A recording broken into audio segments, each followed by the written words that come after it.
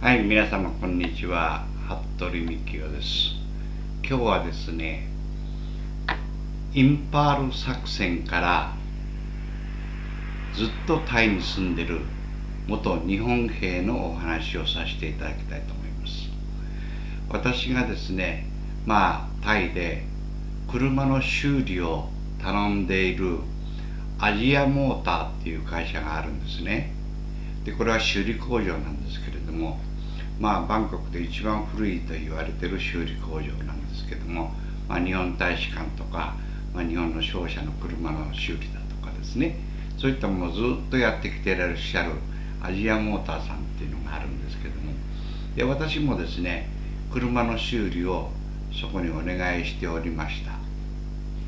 で、車の修理をしに行きましたら、そこの社長がですね、1時間も2時間も私にですね、とくとくと自分の歴史の物語をお話しされるんですね。で、確かに彼の人生は、一冊の本になるんじゃないかというような波乱万丈の人生だということをお聞きしました。で、まずですね、彼はタイに来た理由っていうのは、第二次世界大戦のインパール作戦で来たわけですね。それで、彼のお話を聞いてますと、インパール作戦っていうのはいかに無謀で無作為な作戦であったかということをお話しされてました。で、まずですね、有名になった戦場に架ける橋っていうのがあるわけなんですけども、当時日本兵がですね、戦場に架ける橋を作って、それでインドの方に石油資源を求めて侵攻していったっていう作戦なんですけども、いかんせんですね、もう食料、弾薬、そういったものがほとんどない状態での侵攻策だと。で、もともとの計画はですね、シンガポールあたりの日本とか日本の部隊から援護物資っていうのが届くはずだったのが、それが途絶えてですね、何にも持たない状態でその侵攻をしていくという無謀な作戦だったわけです。で、彼もですね、ちょうどミャンマーのとタイの国境を越えて、戦場の架ける橋を越えて侵攻していきました。ところがですね、もう終戦直後だったもんですから、向こうからですね、イギリス兵とインド兵がガンガンタイの方向に向かって攻めてくると。それで自分たちも命からがらですね、もう先輩たちがもう引き上げろ引き上げろということで、もうとにかくタイの国境を越えてタイに逃げ帰ると、いうようなことを経験されたわけです。それで日本バンコクの近くまで戻った時に、もうこれは確実に敗戦になると、戦争は負けるという確信を持って、もうこのまま行くと、殺されるわけだから、じゃあそれじゃ山の中に逃げようということでですね、彼は山の中に身を隠して逃げたわけです。で、その時にやはりタイ人がですね、助けてくれたと、山の中で。そういうことで山の中で何十年も隠れた生活をしておりました。で、終戦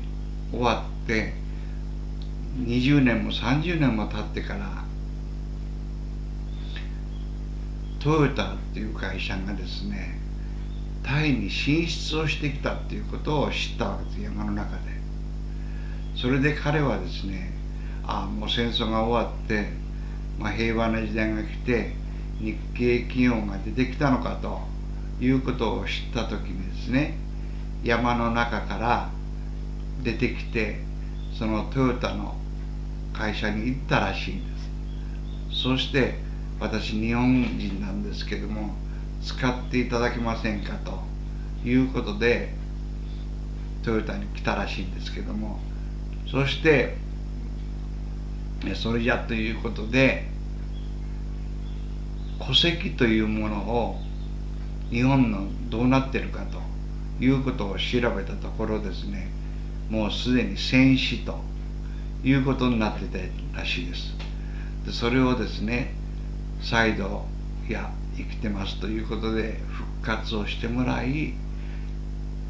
最初にトヨタがタイに進出してきた工場で働き始めたと、こういうストーリーなんですね。でそこで車の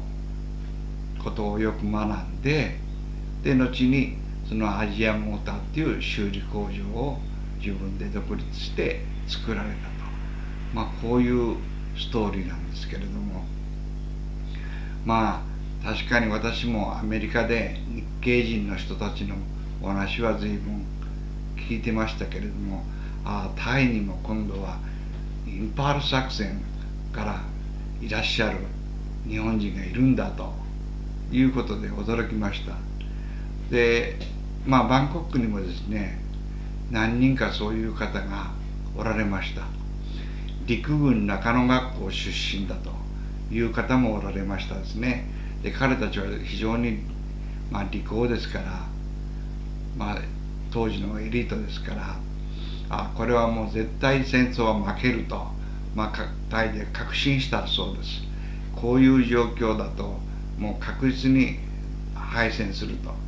でそういう人たちはですね、もう日本に帰ってもダメだと、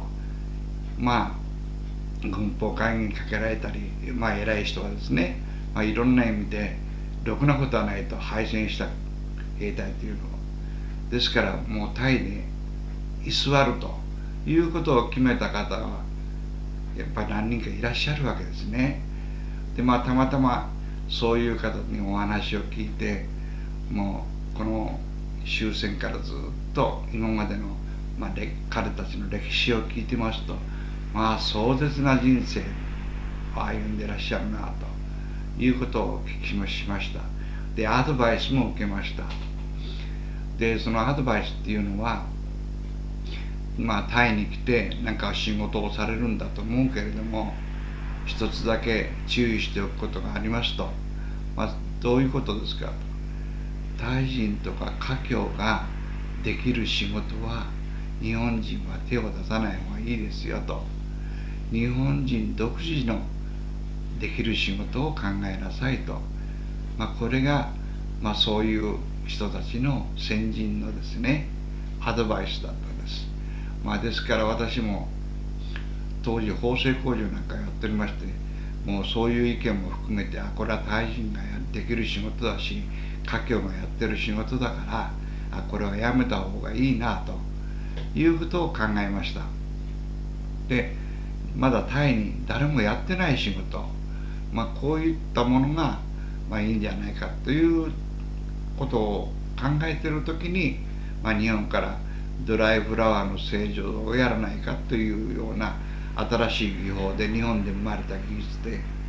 新しいドライフラワーの製造方法で、タイでやらないかと、こういうお話をいただいたので、すぐそれにシフトをしたという経緯もございます。ですからインパール作戦で体験された先輩たちのお話が、その後、タイで私が30年生活するにあたって、非常に大きな参考になったということですね。その国その国に、いろんな事情で、ミャンマーにもいらっしゃるようですけども、終戦終わってから必ずしも東南アジアに出かけていった人は日本に帰ってない人がたくさんいらっしゃいます。またもう日本の戸籍では戦死となっている方が、生存されている方も随分何人かいらっしゃるということをお聞きしました。そのようにしてですね、タイと日本はその山田長政の時代からですね、古い交流があったわけですね。そういうことからかなり日本のその血が遺伝子が、タイの中にも入り込んでいるということは想定つきましたですね。昔山田長政なんかも、徳川が平和になったんで武士が仕事がなくなったんで、こちらの方に来て活躍したと、いうことらしいんですけど、そのようにして第二次世界大戦終戦後も、そういう日本人がですね活躍された方が随分いらっしゃったというお話です。それではまた。ありがとうございました。